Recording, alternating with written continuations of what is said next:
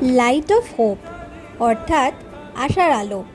দুর্গাপুজোয় যখন রাস্তাঘাট আলোয় ভরে গিয়েছিল তখন আমার মনে হতো যেন রাস্তাটাকে কেউ সুন্দর করে গয়না পরিয়ে দিয়েছে।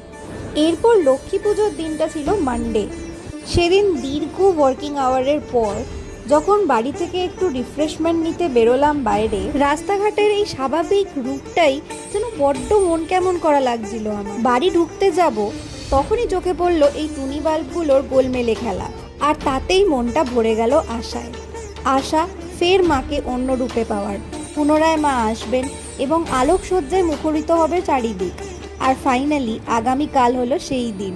আজ আবার আলোয় ভরে উঠেছে পুরো শহর। প্রতিটা বাড়িতে দেওয়া হয়েছে 14 প্রদীপ। আশা করি তোমাদেরও আগামীকালের প্রস্তুতি সুন্দরভাবে চলছে। আর আমার মনের কথা যদি তোমাদের মনের সাথে মিলে থাকে তাহলে প্লিজ কমেন্টে লিখে জানিও। বাই।